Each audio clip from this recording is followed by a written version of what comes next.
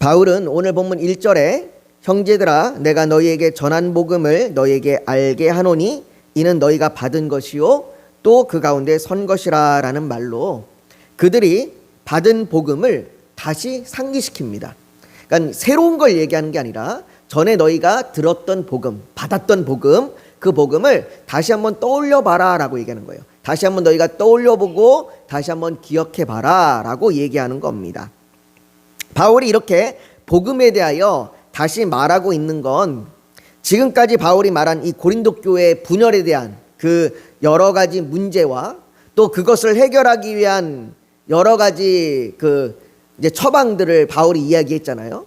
그 모든 문제와 모든 처방을 다 이야기한 후에 그것이 가능한 이유, 그것이 가능할 수 있는 이유가 뭐냐? 복음 때문이다 라고 얘기하는 겁니다. 여러분들 이것이 우리에게 너무 중요합니다. 우리는요 단순히 문제가 있고 그 문제를 해결하는 것에 우리는 초점을 맞추면 안 됩니다. 우리는 뭔가를 활동을 하고 뭔가를 해서 내가 문제를 해결해야지 이것에 우리가 초점을 맞추게 되면 우리는 그 문제를 해결된 다음에는 모든 걸 잃어버리게 됩니다. 여러분들의 삶 가운데 많은 문제들이 있을 수 있잖아요. 뭐 건강의 문제도 있고 또 물질의 문제도 있을 수 있고 관계의 문제도 있고 때로는 내가 어떻게 이게 왜 생겼는지 모를 만한 그런 문제들도 있을 수 있습니다. 그런 많은 문제들이 있을 때에 그 문제들의 해결에 초점을 맞추게 되면 물론 우리가 문제 해결을 구해야 되겠고 하나님 문제를 해결해 달라고 간구해야 되겠지만 그 문제 해결에만 우리가 모든 초점을 두게 되면 우리는 자칫 우리의 방향을 잃어버리게 됩니다. 문제 해결이 우리의 전부가 되어버리는 순간 우리는 예수님을 놓쳐버리게 됩니다. 그래서 우리는 문제 해결에 초점이 아니라 그 문제 해결이 가능해지는 이유가 뭔지 그리고 그것을 가능케 하시는 주님이 우리에게 어떤 분이신지에 초점을 맞춰야 하는 겁니다. 고린도전서가 우리에게 보여주는 것이 그거예요. 고린도전서가 우리에게 단순히 문제가 생겼고 그것을 해결하기 위한 해결 방안 제시하는 것, 이것이 고린도전서의 그 내용이 아니라 고린도전서가 우리에게 보여주는 것은 우리가 어떻게 삶의 변화가 가능해지는가입니다. 어떻게 우리가 삶의 변화가 가능해지는가. 바울이 고린도전서 1장 2절에 보면요 고린도 교회를 가리켜서 이렇게 이야기합니다. 고린도에 있는 하나님의 교회 곧 그리스도 예수 안에서 거룩하여지고 성도라 부르심을 받은 자들이라고 말합니다. 교회가 뭐냐? 교회가 예수 안에서 거룩하여지고 성도로 부르심을 받은 자들, 그들이 모여 있는 곳이 교회예요. 교회. 즉 고린도 교회는요 그리스도 예수 안에서 성도로 부르심을 받아서 거룩하게 살아가는 자들입니다. 그건 우리도 마찬가지겠죠. 우리 교회, 하나님께서 이 교회를 세우신 이유도 이 교회 안에 성도들이 부르심을 받아서 모여서 그들이 함께 더불어 거룩한 삶을 살아가도록 하기 위하여 교회를 두신 것입니다. 교회는 그런 사람들이 모인 곳입니다. 물론 이 땅의 교회는 완전하지 않기 때문에 완전히 거룩한 자들만 모이는 것은 아닙니다. 이 땅의 교회는요 거룩해지는 과정 가운데 있는 겁니다. 그래서 우리는 구원의 과정 가운데 있기 때문에 우리는 성화의 과정, 구원의 과정 가운데 있기 때문에 우리는 지금 완전히 거룩하지 않고 거룩해지는 과정 가운데 있습니다. 그래서 그 거룩해지는 과정 가운데 있기 때문에 우리에게는 때로는 고난도 있고요, 시험도 있고요, 갈등도 있고 어려움도 있습니다. 이것을 주님의 뜻대로 이겨나가서 우리가 주님의 뜻대로 이겨나가면 거룩해지는 것이고 우리가 주님의 뜻대로가 아닌 내 뜻대로 행하면 우리는 여전히 거룩하지 못한 죄의 상태, 불순종의 상태로 좀 더 나아질 수 있게 해요. 한 걸음 더 나아가기 위해 천천히 또 걸어가야 되는 거죠. 그래서요 우리는요 지금 우리의 과정이 내가 거룩으로 가고 있는 과정이다 라고 생각하셔야 합니다.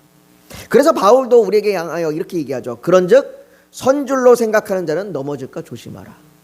우리는 지금 완전히 내가 서 있는 자가 아닙니다. 우리는 내가 완전히 거룩해 있는 자가 아니라 거룩함으로 나아가는 자들입니다. 그렇기 때문에 거룩함으로 나아가는 과정 가운데 때로는 내가 낙심하기도 합니다. 하지만 성경은요 여러 곳에 낙심하지 말라는 말로도 가득합니다. 성경은 우리에게 너희가 절대로 낙심하지 않을 거다라고 얘기하지 않고 너희가 낙심할 수 있는 상황이 오지만 낙심하지 말라라고 얘기하고 있습니다. 그것을 여러 번에 걸쳐서 반복하고 있습니다. 더욱이 고린도후서 4장 16절에는요. 그러므로 우리가 낙심하지 아니하노니 우리의 겉사람은 낡아지나 우리의 속사람은 날로 새로워지는도다 라고 말합니다. 이것이 우리 그리스도인들의 모습이에요. 그리스도인들의 변화의 모습입니다. 우리는 우리의 주변과 상황, 우리의 환경은 낙심해질 수 있습니다.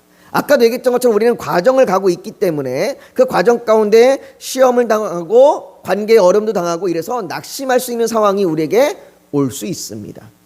그러나 그 과정을 통하여 우리의 환경이 안 변할지라도 우리의 속사람이 변해야 되는 겁니다.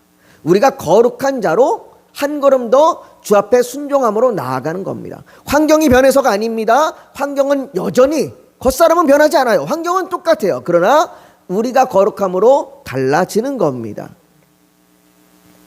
다시 말해 하나님께서는요, 이 땅에 완전하지 못한 교회의 모습 속에서 우리의 속사람을 날로 새롭게 하심으로 거룩하게 살아가도록 우리를 변화시키고 계시는 겁니다. 그리고 이것이 가능한 이유가 뭐냐? 가능한 것이 바로 복음 때문입니다. 복음 때문이에요. 바울은 고린도 교회의 분열을 다루면서 많은 걸 얘기했지만 그 모든 것이 가능한 것은 바로 복음 때문입니다. 복음이 없다면 바울이 얘기한 모든 것이 다 소용이 없어요. 바울이 아무리 사랑을 이야기하고 바울이 아무리 서로를 향한 존중과 서로를 향한 이해를 얘기할지라도 복음이 없으면 그것은 그저 인간의 이기심에 나온 사랑일 뿐이고 인간의 욕심으로부터 나오는 사랑일 뿐입니다. 그래서 바울은 오늘 본문에서 그 복음을 다시 상기시키고 있는 거예요. 너희가 복음이 무엇인지 다시 한번 기억해라 라고 얘기하는 거죠. 여러분들, 그래서 우리가 오늘도 오늘 이 복음을, 바울이 상기시키는 복음을 다시 한번 우리가 살펴보면서 우리 또한 이 복음을 다시 한번 우리가 상기하면 좋겠습니다. 다시 한번 우리가 기억해서 그래, 복음이 이것이었지. 이것이 내 지금의 상황 가운데, 내 지금의 환경 가운데 나를 낙심시키고 무력하게 하는 것이 아니라 오히려 내게 속사람을 거룩하고 강건하게 새롭게 하는 것이지라고 다시 한번 우리가 떠올리며 은혜를 나누길 원합니다. 바울은 오늘 본문 3절과 4절에 그 복음의 중요한 핵심 내용을 말합니다. 복음의 핵심 내용이 무엇인지 우리 3절과 4절을 같이 한번 읽어볼까요? 3절 4절입니다. 같이 읽습니다. 시작. 내가 받은 것을 먼저 너희에게 전하였노니 이는 성경대로 그리스도께서 우리 죄를 위하여 죽으시고 장사 지낸 바 되셨다가 성경대로 사흘 만에 다시 살아나사. 바울은 여기서 복음은 내가 받은 것을 먼저 너희에게 전하였노니 라고 말합니다. 바울은 자신이 복음을 받았다고 말합니다. 고린도 교회 역시 복음을 전해 받은 겁니다. 우리도 복음을 전해 받은 겁니다. 여러분, 복음은 인간이 만들어낸 사회적 구성물이 아닙니다. 다시 말해 사람들이 합의를 통해서 만들어낸 규칙이나 법, 제도 이런 게 아닙니다. 복음은 인간이 만들어낸 게 아니에요. 만약에 합의를 통해서 만들었다면 이것은 얼마든지 합의를 통해서 다시 바꿀 수 있습니다. 여러분들, 우리나라의 법이 그렇잖아요. 법과 제도가 그렇잖아요. 법이 있지만 그 법을 국민을 대표하는 국회에서 합의를 통하여 개정할 수 있습니다. 바꿀 수 있잖아요.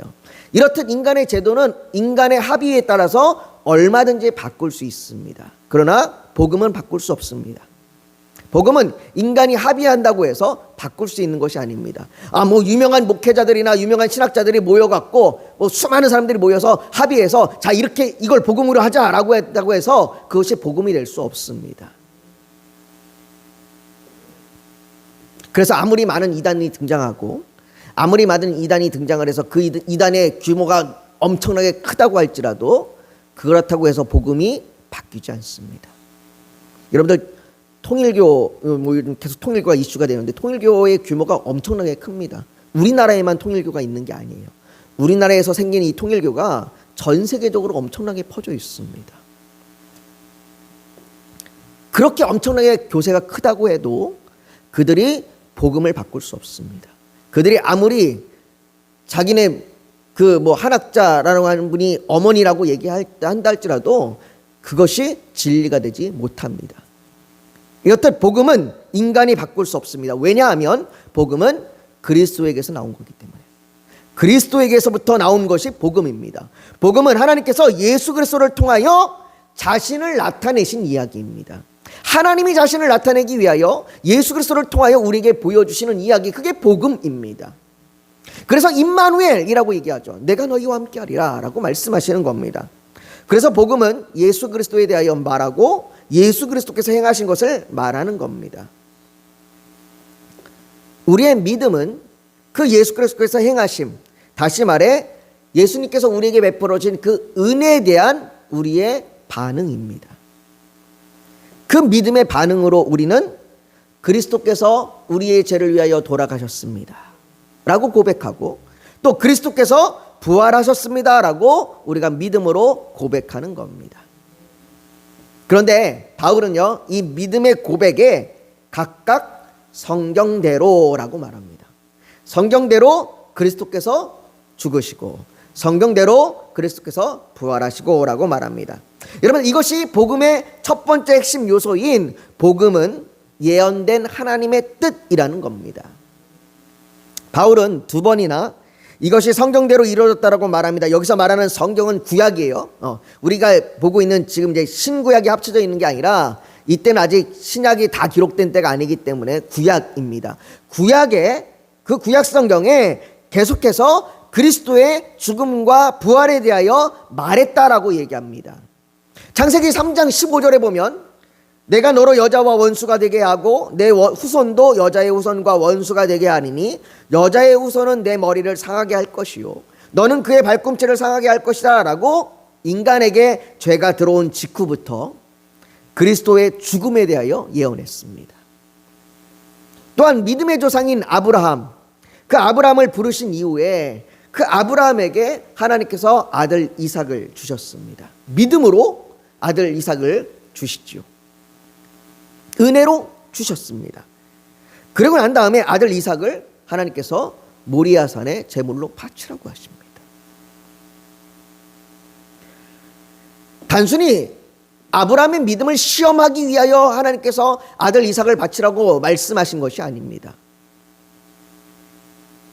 하나님께서 그렇게 말씀하시는 이유는 그 아들 이삭을 통하여 그리스도의 죽음을 보여주시고 계시는 것입니다.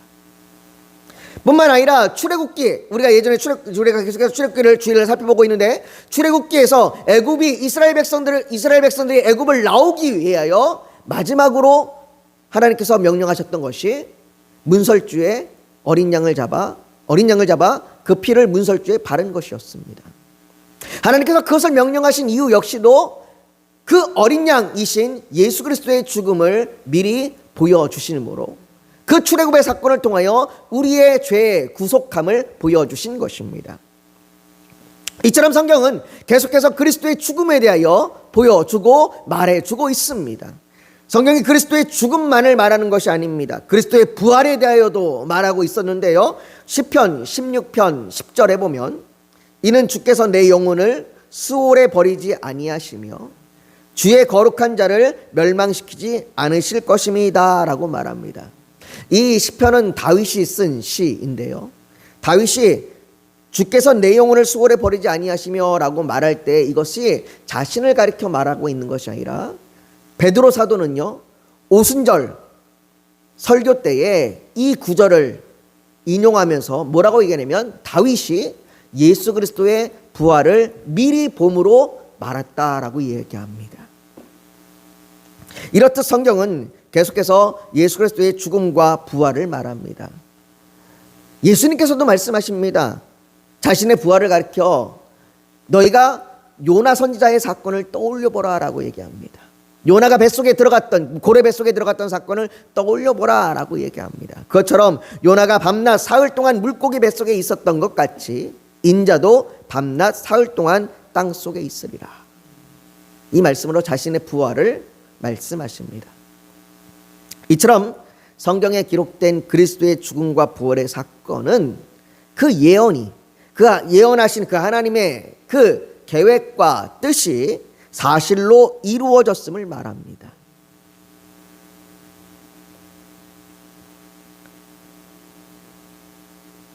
또한 이처럼 이것이 사실로 이루어진 것처럼 두 번째 복음의 핵심이 바로 예수 그리스도의 죽음과 부활이 역사적 사실이라는 겁니다. 바울은 부활의 증언으로 오늘 본문 5절에서부터 8절에 이렇게 얘기합니다. 게바가 보았다. 12 제자가 봤다. 500여 형제가 일시에 다 보았다. 야고보가 보았다. 그리고 나도 보았다라고 얘기합니다. 바울이 이것을 누가 봤다 계속 이야기하고 있는 것은 부활이 거짓된 것이 아니라 확실한 증인들이 있다라고 얘기하는 겁니다. 여러분, 법정에서는요, 이것이 사실인지 아닌지를 밝히기 위하여 증인을 채택합니다. 증인을 한 사람만 채택하는 것이 아니라 최소 두 사람 이상을 채택합니다. 그 두 사람 이상을 채택함으로 인하여 그것이 사실인지 아닌지를 가립니다. 그 법정적인 그러한 요소를 도입하여 바울이 이야기하고 있는 겁니다. 봐라, 이렇게 수없이 허다한 증인들이 있다라고 얘기하는 겁니다. 더욱이 이 허다한 증인들이 오늘 6절에 보면 그 중에 지금까지 대다수는 살아있다라고 얘기하는 겁니다. 그들이 죽어서 이것이 사실인지 아닌지 분간하지 못하는 것이 아니라 그들이 여전히 살아있기에 우리가 그들에게 다시 한번 물어봐 확실히 이것이 사실인지를 분간할 수 있다라고 얘기하는 겁니다. 거짓을 꾸며내거나 거짓을 증언할 수 없다는 겁니다. 이처럼 복음은 그리스도의 죽음과 부활은 예언된 하나님의 뜻이며 그것이 사실대로 이루어진 사건입니다. 그렇다면 이것이 왜 예수님의 죽음과 부활, 이 복음이 왜 우리를 변화시킬까요? 바울이 복음이 너희를 변화시킨다라고 얘기하는데 이 복음이 어떻게 우리를 변화시킬까요? 과거의 한 시점에 일어났던 무려 2000년도 더 넘게 지난 그 과거의 한 시점에서 일어난 그리스도의 죽음과 부활이 어떻게 우리에게 영향을 줄 수 있다는 말입니까? 그것의 핵심이 3절 말씀에 나오는데요. 3절에 이렇게 얘기합니다. 그리스도께서 우리 죄를 위하여 죽으시고 라고 말합니다. 여러분, 예수님은 순교자가 아닙니다. 다시 말해 어떤 신념이나 믿음 때문에 죽으신 분이 아니에요. 어떤 대단한 업적을 나타내기 위해서 죽으신 것도 아닙니다. 그의 죽음을 기념해서 사람들이 스스로 변화를 일으키기 위하여 동기가 되기 위하여 죽으신 것도 아닙니다. 여러분, 예수님은 우리 죽음에 뭔가 자극을 주기 위한, 우리에게 뭔가 자극을 위하여 죽으신 분이 아니에요. 예수님의 죽음은요, 대속의 죽음입니다. 죄를 대신 지신 죽음입니다. 죄로 인한 우리의 비참함과 수치와 저주를 대신 받으신 것입니다. 그러니까 예수님은 순교자로 죽으신 게 아니라요, 예수님은 죄인으로 죽으신 겁니다. 예수님은 죄인으로 죽으신 거예요. 성경은 분명히 말합니다. 죄의 삭은 사망이라고. 예수님께서는 그 죄의 값을 받으시고 죽으신 거예요. 여러분, 만일 우리가 죽음을 맞이한다면 그 죽음 앞에 무슨 위로가 있겠습니까? 사람이 죽어서 이름을 남겨야 한다라고 얘기를 하는데 이 땅에 이름을 위대하게 남기면 그 죽음이 좀 위로가 될까요? 내 죽음을 사람들이 다 지금 알아주고 나라는 사람을 다 지금 떠받쳐주면 내가 죽는 것이 좀 그래도 위안을 얻으면서 죽을 수 있을까요? 아니면 내가 이 땅에서 오래 살아서 장수하고 죽으면 그 죽음이 좀 위로가 될까요? 우리는 흔히 이 땅에서 오래 살다가 죽으신 분이 돌아가시면 호상이라고 얘기합니다. 예전에 어떤 영화에 그 이제 저 제목이 잠깐 기억이 안 나는데 그 어르신들 이야기, 노인들의 이야기를 다룬 영화가 있는데 그 영화에 그런 장면이 나와요. 한 노인이 돌아가셨어요. 젊은 사람들이 이제 자녀들과 이제 친구들과 젊은 사람들이 와서 흔히 하듯이 연세가 어떻게 되십니까? 몇 살입니다. 아유, 오래 사셨네요. 호상이네요. 이렇게 얘기합니다. 그랬더니 그 이야기를 듣고 있던 그 고인의 친구분이 옆에서 버럭 화를 내십니다. 호상이 어딨냐고. 오래 살고 죽으면 호상이냐고. 정말 이 땅에 호상이 어디 있습니까? 오래 살고 죽으면 호상입니까? 그렇게 오래 살고 죽으면 그 죽음이 좀 그 죽는 자에게 위로가 됩니까? 아, 난 오래 살았으니까 이제 죽어도 되겠다라고 그렇게 생각하면서 죽습니까? 아, 난 이제 유명해졌으니까 죽어도 되겠다 그러고 죽겠습니까? 이 땅에 괜찮은 죽음은 없습니다. 죽음 앞에 무슨 위로가 있겠습니까? 두렵지 않은 죽음이 어디 있겠습니까? 그런데 성경이 말해주는 유일한 위로가 있습니다. 그 유일한 위로는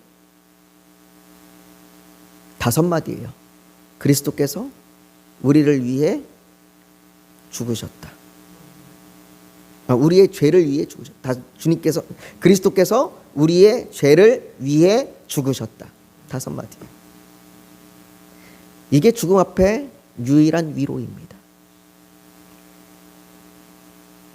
그뿐만 아니라 성경은 또 이렇게 얘기합니다. 그리스도께서 다시 살아나셨다. 그래서 바울은요, 죽음을 보며 이렇게 얘기하는 겁니다. 사망아, 너의 승리가 어디 있느냐? 사망아, 내가 쏘는 것이 어디 있느냐? 바울이 그렇게 비웃으면서 말하고 있는 거예요. 왜냐하면 아담 안에서 모든 사람이 죽은 것 같이 그리스도 안에서 모든 사람이 삶을 얻으리라. 이 말씀처럼 사망을 이겼기 때문입니다. 여러분들, 이 땅에 죽음에 아무런 위로도 없지만 그리스도의 죽음과 부활이 유일한 위로입니다. 여러분, 이것은 단지 죽음 후만을 얘기하는 것이 아닙니다. 예수님께서는 요한복음 11장 25절과 26절에 죽음과 부활에 대해서 이렇게 말씀하십니다.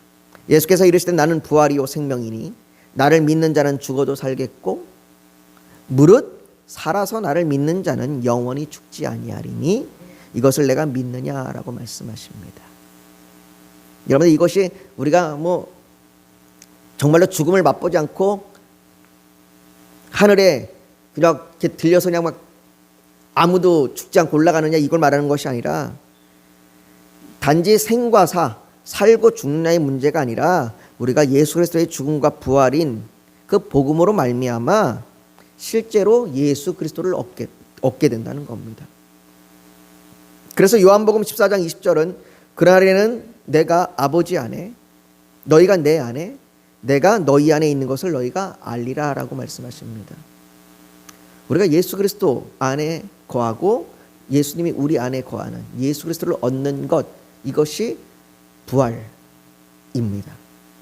이것이 예수 그리스도의 죽음과 부활입니다. 그 부활 때문에, 예수 그리스도의 죽음과 부활 때문에 우리는 이 땅에서도 거룩함으로 살아갈 수 있는 겁니다. 사랑하는 성도 여러분, 바울이 고린도 교회의 복음을 다시 상기시킨 이유는 단 하나입니다.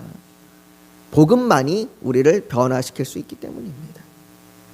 고린도 교회의 문제는 지식이 없어서가 아니라 은사가 부족해서가 아니라 그들의 마음속에 복음이 약해졌기 때문이에요. 복음이 과거에 한번 들었던 이야기가 되었기 때문입니다. 그러므로 우리 역시 복음을 과거형에 두면 안 됩니다. 아, 복음, 그래, 내가 예전에 예수님을 내가 구주로 믿었고 내가 예수로 인하여 내가 이제는 죄인이 아니라 의인으로 살아가고 있는 그 과거에 들었던 그것으로 우리가 두면 안 됩니다. 아, 난 이미 알고 있어. 아, 난 이미 믿고 있어. 라는 것으로 멈춰서는 안 됩니다. 복음은 한 번 듣고 지나가는 소식이 아니라 우리가 매일같이 붙잡아야 할 하나님의 능력입니다. 오늘도 우리가 복음으로 살아가야 합니다. 오늘도 우리의 답답한 삶과 힘듦과 어려움 가운데 복음을 다시 한번 떠올려야 합니다. 예수님이 나의 유일한 위로가 되시고 예수님이 내게 생명을 주셨음을 다시 떠올려야 합니다. 오늘 우리의 낙심을 이기게 하시는 힘도, 우리 안에 죄와 싸울 수 있는 능력도, 깨어진 관계를 회복하게 하는 것도 다 이 복음에서 나옵니다. 여러분, 우리는 어떤 사람입니까? 단지 교회에 다니는 사람들이 아니라 그리스도께서 우리 죄를 위하여 죽으시고 다시 살아나셨다라는 이 복음 위에 서 있는 사람들입니다. 그러므로 세상이 흔들려도 우리는 흔들리지 않습니다. 우리의 감정이 요동쳐도 우리의 신앙은 무너지지 않습니다. 왜냐하면 우리의 믿음은 우리의 열심 위에 세워진 것이 아니라 이미 완성된 복음 위에 세워졌기 때문입니다. 그래서 우리가 오늘도 주님 앞에, 주님, 그리스도의 죽음과 부활, 그 부활이 우리에게 전해진 그것을 다시 한번 떠올리게 하여 주시고, 우리가 오늘 그 복음을 의지하고 복음을 붙들면서 우리가 주님 앞에 기도하게 하여 주시옵소서. 우리의 상황과 우리의 여건과 우리의 어려움 가운데 우리가 힘들고 낙심하여 좌절하는 것이 아니라 복음을 기억하여 다시 한번 거룩함으로 서게 하여 주시옵소서. 우리가 오늘 이 저녁에 그렇게 주님 앞에 지금 간절히 부르짖어 기도하며 나아가길 원합니다. 우리 주여 한번 부르짖고 같이 기도하겠습니다. 거룩하신 아버지 하나님, 우리가 주의 복음 위에 서 있음을 다시 한번 떠올리게 하여 주시옵소서. 다시 한번 기억하게 하여 주시옵소서. 예수 그리스도께서 우리의 죄를 위하여 죽으시고 부활하신 그 놀라운 복음이 우리를 변화시키시고 우리를 바꾸고 우리가 주의 안에 서서 우리가 새 생명 가운데 새롭게 되어 살아갈 수 있는 그 놀라운 은혜가 우리 가운데 있음을 기억하게 하여 주시옵소서. 아버지 하나님, 그 복음이 능히 우리를 인도할 줄 믿습니다. 우리의 상황과 우리의 처지와 우리의 환경과 우리의 조건이 어떨지라도 우리가 능히 주 안에 설 줄 믿습니다. 아버지 하나님, 우리가 그 복음 안에 새롭게 되어 우리가 살아가는 그 한순간 한순간마다 주님의 뜻이 이루어질 수 있도록, 우리가 그렇게 주님의 뜻을 이루며 살아갈 수 있도록 도와주시옵소서. 또한 아버지, 우리 교회가 그런 교회가 되게 하여 주시옵소서. 이곳에 정말로 아버지 주께서 성도로 부르신 자들이 함께 모여 거룩함을 이루는 교회가 되게 하여 주시옵소서. 그 일을 위하여 우리가 복음을 전할 때에 아버지 그 복음의 씨앗이 열매를 맺게 하여 주시옵소서. 또한 아버지 하나님, 우리 성도들에게 믿음을 주시길 원합니다. 전능하신 하나님, 크신 하나님, 그 하나님을 붙들고 나아갈 수 있는 믿음, 그 은혜의 믿음을 우리에게 주시옵소서. 그 믿음으로 나아가게 하여 주시옵시고, 그 믿음으로 구할 때에 하나님의 뜻이 우리의 삶 가운데 이루어지게 하여 주시옵소서. 우리의 가정 가운데, 우리의 직장과 우리의 관계와 우리의 질병과 우리의 물질과 우리의 한숨과 탄식 가운데, 우리의 상처 입은 그 영혼과 마음 가운데 하나님의 놀라운 은혜가 임하길 원합니다. 하나님, 회복이 이루어지길 원합니다. 아버지 하나님, 주여, 주께서 하나님의 뜻 가운데 우리를 붙들어 주시옵소서. 모든 것 주 앞에 올려드리며 예수님의 이름으로 기도하옵나이다. 아멘.